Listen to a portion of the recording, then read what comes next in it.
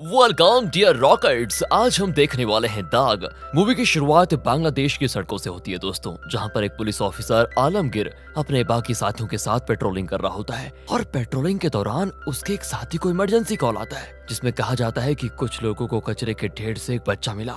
ये जानकर दोस्तों आलमगीर तुरंत उस जगह पर पहुंच जाता है जहां लोगों की बड़ी भीड़ जमा होती है और भीड़ आपको पता ही होगा क्यों जमा हुई है, उस बच्चे को देखने के लिए। आलमगीर तुरंत उस बच्चे को अपनी गोद में ले लेता है जिसको देखकर ऐसा लग रहा था मानो बस कुछ ही घंटों पहले इस बच्चे ने जन्म लिया हो, जिसको यहाँ पर बस फेंक दिया गया हो। दोस्तों वो तुरंत बच्चे को हॉस्पिटल में एडमिट करवा देता है जहाँ बच्चे का अच्छे से इलाज किया जाता है दोस्तों।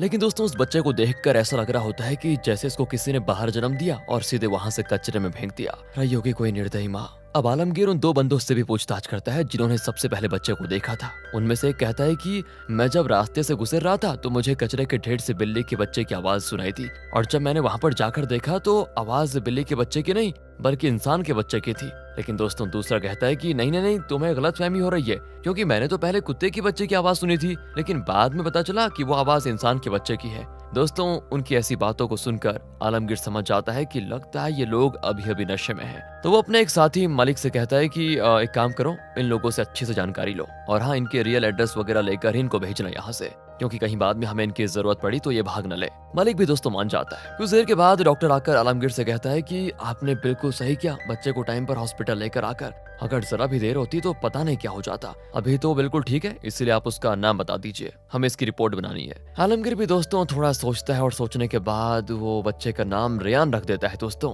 और फिर इसी नाम से उसे हॉस्पिटल में रजिस्टर किया जाता है। देखते देखते खबर जंगल में आग की तरह फैल जाती है कि रेयान नाम का बच्चा कचरे के ढेर से मिला है। सारे मीडिया वाले उसे कवर करना चालू कर देते हैं दोस्तों। अगले दिन जब रेयान को दूध पिलाने के लिए किसी महिला की जरूरत होती है तो करीब 15 से 20 महिलाएं हॉस्पिटल में आती है ताकि रेयान को दूध पिला पाए। आलमगीर उन सभी आई हुई महिलाओं से कहता है कि एक आप लोग हैं जो किसी अनजान बच्चे को दूध पिलाने इतनी दूर से आई है, और वो कैसी माँ होगी जिसने इतने प्यारे बच्चे को कचरे में फेंक दिया। आलमगीर दोस्तों वहां पर आई हुई महिलाओं से 2 को चुनता है जो रेयान को दूध पिलाएंगी, क्योंकि इन दोनों महिलाओं के बच्चे जन्म लेते ही मर चुके थे। उन्हें कभी भी अपने बच्चों को दूध पिलाने का मौका नहीं मिला, इसलिए आलमगीर उनको ये मौका देना चाहता है ताकि रेयान को दूध देकर उन्हें भी अपने बच्चे की कमी महसूस न हो। अगले सीन में आलमगीर का सीनियर उसे कहता है कि देखो, रेयान का मामला काफी ज्यादा वायरल हो चुका है, इसलिए मैं तुम्हें एक बहुत बड़ी जिम्मेदारी दे रहा हूँ। तुम्हें 15 दिन के अंदर अंदर ऐसे 5 परिवार को ढूंढना है जो रेयान को एडॉप्ट कर ले, क्योंकि ये न्यूज वायरल हो जाने के बाद कम से कम 100 करीब परिवार आ चुके हैं जो रेयान को एडॉप्ट करना चाहते हैं। लेकिन कोर्ट ने कहा है कि उन सब में से 5 परिवार को सिलेक्ट किया जाए, उनकी अच्छे से फिर जांच होगी और जांच के बाद सब कुछ ठीक रहा तभी उन्हें रेयान की जिम्मेदारी दी जाएगी। आलमगीर दोस्तों मान जाता है। तो अब आलमगीर मलिक के साथ सबसे पहले फ्लोरा नाम की महिला के घर पर जाता है दोस्तों, जो कि एक सिंगल मदर है और अपने पति के मर जाने के बाद वो अकेले जी रही है। फ्लोरा का कहना होता है कि शादी के कुछ दिनों के बाद ही मेरे पति की मृत्यु हो गई, हमारी फैमिली तक नहीं बन पाई थी, इसलिए मैं चाहती हूँ कि रेयान मेरे पास आ जाए ताकि मुझे अकेलापन महसूस ना हो, मैं उसे मां से भी बढ़कर प्यार दूंगी। आलमगीर दोस्तों तुरंत फ्लोरा को सिलेक्ट कर लेता है, ये सोचते हुए कि जो इंसान इतने दिनों से बच्चे के लिए तड़प रहा है वो जरूर उसे अपनी संतान की तरह ही पालेगा।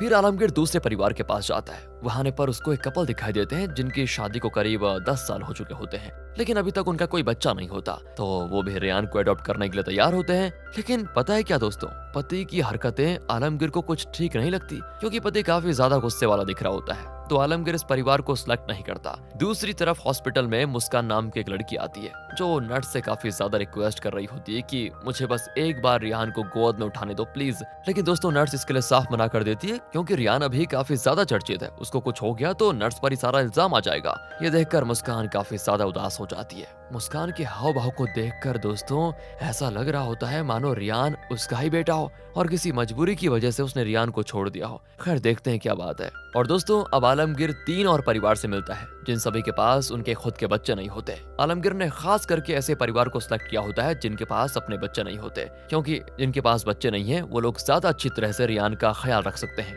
भले उस परिवार के कपल की एज फिर ज्यादा ही क्यों ना हो जाए। साथ ही दोस्तों आलमगीर भी रेयान को खुद बच्चे की तरह प्यार करने लग जाता है, इसलिए वो कोई कसर नहीं छोड़ना चाहता उसको अच्छे घर में देने के लिए। इधर मुस्कान भी एक वकील के पास आती है ताकि रेयान को अडॉप्ट कर सके, लेकिन वकील तो मना कर देता है कि देखो तुम अकेली लड़की हो, ना तुम्हारा कोई पति है, ना ही तुम्हारी कोई फाइनेंशियल कंडीशन अच्छी है, फिर कैसे रेयान को तुम अपने पास रख पाओगी, तुम नहीं कर सकती उसको अडॉप्ट। फिर दोस्तों अगले सीन में 2 जर्नलिस्ट पुलिस स्टेशन आते हैं और आलमगीर से कुछ पर्सनल सवाल करने लग जाते हैं, जहां जर्नलिस्ट आलमगीर से कहता है कि मैंने आपके बारे में जानकारी निकाली। इससे मुझे पता चला है कि आपका खुद का एक बेटा था जो आपकी ही लापरवाही की वजह से मर गया, और जब आप अपने बेटे को नहीं बचा पाए तो आपको ऐसा क्यों लगता है कि आप रियान के लिए एक अच्छा परिवार ढूंढ पाएंगे? अगर आपने अपने ही तरह किसी परिवार को ढूंढ लिया तो इससे रियान के साथ भी वैसा हो सकता है जैसा आपके बेटे के साथ हुआ, जो आपने किया उसके साथ। मतलब दोस्तों, ये सुनकर आलमगीर का गुस्सा 7वें आसमान पर पहुंच जाता है। वो जर्नलिस्ट से कहता है कि बड़ा ही पर्सनल सवाल पूछ लिया आपने, तो इसके लिए जवाब भी पर्सनल होकर दूंगा। कैमरामैन दोस्तों समझ चुका था कि क्या होने वाला है, इसलिए वो तुरंत वहां से भाग जाता है। इसके बाद तो आलमगीर थप्पड़ थप्पड़ मारकर जर्नलिस्ट को कहता है कि सुनो, क्या तुम मेरे परिवार में घुस कर रहते हो? जो इतनी पर्सनल बातें तुम्हें मालूम पड़ गई है, अगर ये खबर न्यूज में आ गई ना तो मुझसे बुरा कोई नहीं होगा, बता रहा हूँ। असल में दोस्तों, मैं आपको बताता हूँ, आलमगीर का एक बेटा था और वो पता है आलमगीर की गलती की वजह से मर गया। इसके बारे में आगे अच्छी तरह बताया जाएगा, तब तक रुकिए। वहीं मुस्कान की बात की जाए तो वो हर समय रियान के आसपास होती है दोस्तों, ताकि एक झलक ही सही उसको रियान देखने को मिल जाए। और मुझे तो इसकी हरकतों से यही लग रहा है कि रियान पक्का इसका बेटा है। चलिए देखते हैं। लेकिन फिर सोचने वाली बात ये भी है कि आखिर इसकी ऐसी क्या मजबूरी रही होगी जो उसने अपने ही बच्चे को कचरे के ढेर में फेंक दिया। तो अब कोर्ट में आलमगीर के सिलेक्ट किए हुए 5 परिवारों को लाया जाता है। जज उन सभी के बारे में जानने के बाद अगली सुनवाई के लिए फैसले को रोक देती है और ये भी आदेश देती है कि अगली सुनवाई तक इन सभी परिवार की और अच्छे से जानकारी निकाली जाएगी और फिर उनमें से सिर्फ 2 को ही सिलेक्ट किया जाएगा। तो दोस्तों, इसका मतलब यह है कि अगली सुनवाई में फैसला हो जाएगा कि रियान किसके पास जाने वाला है। अब आलमगीर उन 5 परिवारों की फिर से जानकारी निकालना शुरू कर देता है। वो दोबारा पूछताछ करने सबसे पहले फ्लोरा के घर पर जाता है और अचानक आने की वजह से फ्लोरा के तो पसीने छूट जाते हैं जैसे कि कोई क्रिमिनल हो, क्योंकि दोस्तों उस समय फ्लोरा के घर पर उसका बॉयफ्रेंड होता है और पति के मरने के बाद वो दूसरे बंदे से चक्कर चला रही है। वैसे ये बुरा भी नहीं है, लेकिन देखते हैं आलमगीर की नजर में क्या है। पर आलमगीर तो ये सोचता है ना कि इसने मुझे अपने बॉयफ्रेंड के बारे में नहीं बताया। और दोस्तों, जो आलमगीर का साथी है ना मलिक, वो फ्लोरा के बॉयफ्रेंड को देखकर आलमगीर से कहता है कि सर, ये आदमी ठीक नहीं है, इसे मैंने अश्लील फिल्मों में देखा है। दोस्तों, ये सुनकर आलमगीर हैरान हो जाता है और तुरंत फ्लोरा को लिस्ट से आउट कर देता है। इसके बाद वो दूसरे परिवार के पास जाता है और जब वो परिवार उसे खाने पीने के लिए मिठाई वगैरह देते हैं तो वो जानबूझकर दोस्तों उन चीजों को नीचे गिराने लग जाता है, क्योंकि बच्चे अक्सर ऐसी मस्ती करते हैं ना घर में, इसलिए वो देखना चाहता है कि अगर रियान इस घर में आए और ऐसी गलती करे तो ये क्या रिएक्ट करते हैं। और दोस्तों, यहाँ पर उसका ये आइडिया काम कर जाता है, क्योंकि मिठाई वगैरह गिरने पर जो पति था ना, वो बड़ा गुस्सा हो जाता है और इस चीज को देखकर आलमगीर समझ जाता है कि नहीं नहीं नहीं, ये परिवार रियान के लिए सही नहीं है। उन्हें भी दोस्तों वो लिस्ट से आउट कर देता है। इसके बाद अगले परिवार के लोगों की झगड़ा करने वाली वीडियो वायरल हो जाती है, जहां पर यह पता चल जाता है कि घर का मुखिया जो डॉक्टर है, उसने जानबूझकर एक बच्चे को आईसीयू में डाल के रखा था ताकि ज्यादा पैसे चार्ज कर पाए। बस दोस्तों, इस लालच की वजह से आलमगीर उस परिवार को भी हटा देता है। अब अगले सीन में दिखाते हैं तो आलमगीर की पत्नी रियान के साथ खेल रही होती है। उसे यहाँ देखकर आलमगीर तो हैरान हो जाता है और कहता है, अरे यहाँ पर क्या कर रही हो तुम?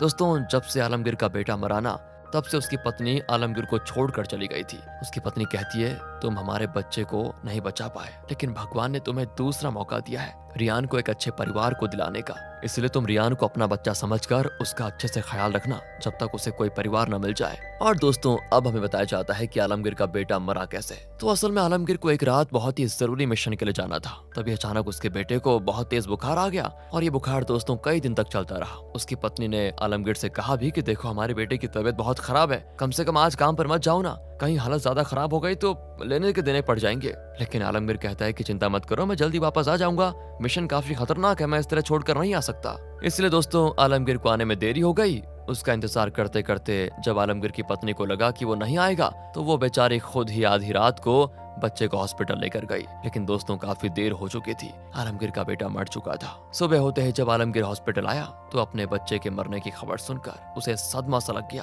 कि ये क्या हो गया मेरे बेटे के साथ। वहीं उसकी पत्नी, जिसे अब आलमगीर से दोस्तों सख्त नफरत हो गई थी, उसने तो आखिरी बार अपने बेटे का चेहरा तक बेचारे आलमगीर को देखने नहीं दिया और गुस्से में उसको लेकर चली गई दोस्तों, ये कहते हुए कि तुमने खुद अपने हाथों से अपने बेटे की जान ली है। लेकिन दोस्तों, बेचारा आलमगीर क्या ही कर सकता था। अब वैसे यहाँ पर आप बताना किसकी गलती थी, देखूं सर आपके दिमाग में क्या चल रहा है। अगले सीन में मुस्कान फिर से आलमगीर के पास आती है ताकि रियान को अपना ले दोस्तों। आलमगीर उससे चिढ़कर कहता है कि अरे आखिर तुम्हारी प्रॉब्लम क्या है, तुम एकदम से रियान के पीछे पड़ गई हो। और तब मुस्कान रिवील करती है कि सर, रियान मेरा ही बेटा है, मैंने उसे 9 महीने अपनी कोख में पाला है? आलमगीर दोस्तों हैरान, और यहाँ पर क्लियर हो जाता है कि मुस्कान ही रियान की असली माँ है। फिर आलमगीर उसको स्टेशन लाकर सारी बात पूछता है कि आखिर ऐसा क्या हो गया था जो तुमने ऐसा किया। तब मुस्कान बताती है कि आज से करीब 1 साल पहले फेसबुक पर नील नाम के लड़के ने मुझे मैसेज किया। मैंने उसे इग्नोर किया पहले तो, लेकिन वो मैसेज करता ही रहा। उसके कुछ दिनों के बाद मेरा फाइनल एग्जाम था जिसमें मेरे मार्क्स अच्छे नहीं आए और मेरे पेरेंट्स ने मुझ पर उम्मीद लगाई थी, लेकिन मेरे मार्क्स से वो उदास हो गए, इसलिए मैं डिप्रेशन में चली गई। और तब नील ने मुझे सिंपैथी देना शुरू कर दिया। वो मुझे समझाता कि सब ठीक हो जाएगा और इस तरह हम दोनों की बातें बढ़ने लग गई और ये बात कब प्यार में बदल गई पता ही नहीं चला। मैं अपने घर पर नील के बारे में किसी को नहीं बता सकती थी, वरना वो तो और ज्यादा गुस्सा हो जाते। इसीलिए नील के कहने पर मैं घर से भागकर उससे शादी कर ली, जहाँ साथ में रहते हुए मैं प्रेग्नेंट हो गई।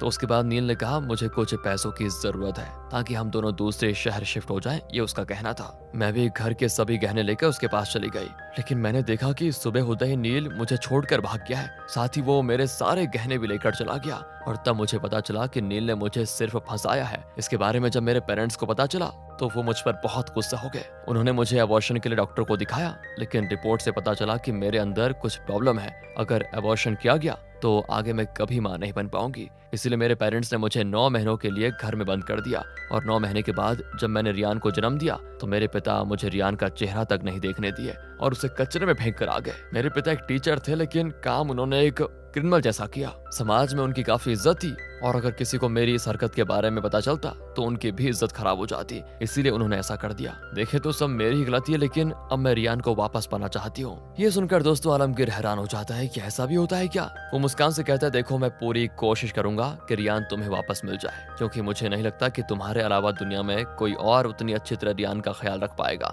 लेकिन अगर तुम रियान को वापस लेना चाहती हो तो इससे एक चीज होगी, तुम्हारी सच्चाई दुनिया के सामने आएगी और इससे ये होगा कि तुम्हारे और तुम्हारे परिवार की इज्जत खराब हो जाएगी। उसी के साथ साथ आगे चलकर लोग रियान को बहुत ही बुरा भला कहेंगे कि उसका बाप कौन है वगैरह वगैरह। देखो अगर तुम इन सब से बचना चाहती हो तो एक और ऑप्शन है तुम्हारे पास, तुम किसी अच्छे परिवार को रियान को सौंप दो ताकि रियान को एक अच्छी जिंदगी मिल जाए। कल कोर्ट में आखिरी सुनवाई है, इससे पहले तुम्हें डिसाइड करना होगा कि तुम्हें करना क्या है। दोस्तों यहाँ से आलमगीर नील का पता लगाने में लग जाता है, जिससे उसको मालूम पड़ता है कि नील तो 1 हफ्ते पहले ही कार एक्सीडेंट का शिकार होकर मर गया। अगले दिन दोस्तों आखिरकार सुनवाई होती है, जहाँ आलमगीर के चुने हुए 2 परिवार आए होते हैं। कोर्ट के बाहर बेचारी मुस्कान भी खड़ी होती है, जिसे बस आलमगीर की कही हुई बात याद आती है कि जब रियान बड़ा होगा लोग उससे उसके बाप के बारे में पूछेंगे तो वो क्या जवाब देगा। इससे रियान की जिंदगी बहुत मुश्किल हो जाएगी, जहाँ लोग उसको ताने देना शुरू कर देंगे कि इसका बाप कौन है, पता नहीं कौन था। ये सारी चीजें वो सोच रही होती है, तभी आलमगीर आता कहता है क्या कर रही हो, जल्दी अंदर चलो वरना जज फैसला सुना देंगे। मुस्कान कहती है सुनाने दो, मैं रियान को बेइज्जती वाली जिंदगी नहीं दे सकती। मैं दूर से ही उसको देखकर खुश रहूंगी, मेरा बच्चा खुश रहेगा उसी में ही मेरी खुशी है। बेचारी दोस्तों काफी ज्यादा उदास हो जाती है, जिसके बाद जज एक परिवार को रियान को सौंप देते हैं और वो परिवार भी रियान को पाकर बड़ा खुश होता है। दोस्तों वो मीडिया में कहते हैं कि हम रियान को बहुत अच्छे से ख्याल रखेंगे। एक तरफ अडॉप्ट किए हुए पेरेंट्स खुश थे तो दूसरी तरफ असली माँ के आंसू रुकने का नाम नहीं ले रहे थे। दोस्तों वो बस अपने बच्चे को खुद से दूर जाता हुआ देख रही होती है और इसी इमोशनल एंडिंग के साथ ये मूवी यहाँ पर खत्म होती है। दोस्तों तो कहते हैं जिंदगी में जो भी फैसले लो हमेशा 100 बार सोच समझ कर लो, खासकर ये प्यार वाले फैसले, क्योंकि पता है ना आपको प्यार कभी भी हो जाता है, इसलिए थोड़ा सतर्क रहिए। मिलते हैं आपसे अगली वीडियो में, ध्यान रखिएगा अपना and finally thanks for watching.